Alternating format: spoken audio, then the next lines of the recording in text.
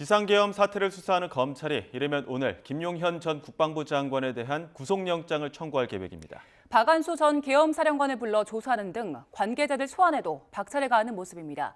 취재기자 연결해서 자세한 수사 상황 알아봅니다. 김태원 기자. 네, 검찰 특별수사본부입니다. 검찰이 어젯밤 늦게까지 김 전 장관 조사 진행했는데 오늘 조사도 이어지는 겁니까? 네, 비상계엄 사태를 수사하는 검찰 특별수사본부는 잠시 뒤인 오늘 오전 10시쯤부터 김 전 장관에 대한 3차 조사를 이어갈 예정입니다.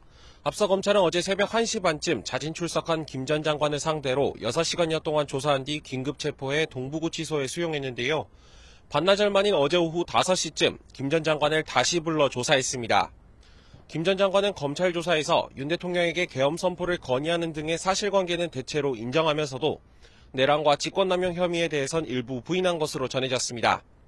박세현 본부장은 브리핑에서 김 전 장관의 체포 시한인 48시간 안에 최대한 조사를 진행할 계획이라고 설명하기도 했는데요. 검찰은 김 전 장관에 대한 조사를 마무리한 뒤 이르면 오늘 저녁 구속영장을 청구할 가능성도 있습니다. 어제는 박안수 전 계엄사령관에 대한 조사도 진행됐다고요?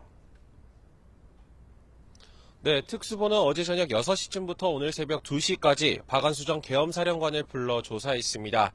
이번엔 참고인 신분으로 출석했지만 앞서 내란 혐의 등으로 고발된 만큼 피의자 신분으로 전환될 가능성이 큽니다. 박 전 사령관은 지난 3일 비상계엄 선포 당시 계엄사령관직을 맡아 모든 정치활동을 금지한다는 등의 내용이 담긴 포고령 1호를 발표한 인물입니다. 다만 박 전 사령관은 윤 대통령의 담화 발표를 보고 계엄이 선포된 것을 알았고 포고령도 직접 쓰지 않았다는 입장입니다. 검찰은 박 전 사령관을 상대로 비상계엄 선포와 포고령 발표, 계엄군 투입 과정에서 맡은 구체적인 역할과 지시를 하달받은 경위 등을 추궁한 것으로 알려졌습니다. 검찰은 어제 계엄 선포 직후 계엄사령부 부사령관에 임명됐던 정진팔 합동참모차장과 국회에 투입된 2개 대대 중 하나인 제1공수여단을 지휘한 이상현 육군 특수전사령부 제1공수여단장도 참고인 신분으로 불러 조사했습니다. 검찰은 직권남용과 내란 혐의 사건의 특수성을 고려해 물증 확보보다도 관계자 진술 등을 통한 구체적인 사실관계 파악과 법리 검토에 주력하는 모습입니다. 네, 검찰과 경찰이 수사권 주도 경쟁을 펼치고 있는데 공수처도 본격적으로 뛰어들었죠? 네, 고위공직자범죄수사처는 어제 중복수사 우려를 해소하고 수사의 신속성과 공정성 확보를 위해 검경에 사건 이첩을 요청했다고 밝혔습니다. 수사를 중단하고 지금까지 확보한 증거와 조서 등을 넘겨달라는 취지인데요.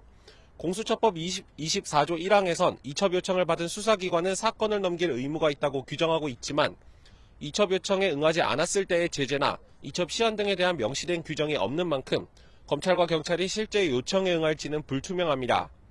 이런 가운데 앞서 검찰이 공수처에 관련 고발 사건을 넘겨달라고 요청했지만 공수처가 이를 거부한 사실도 확인됐습니다.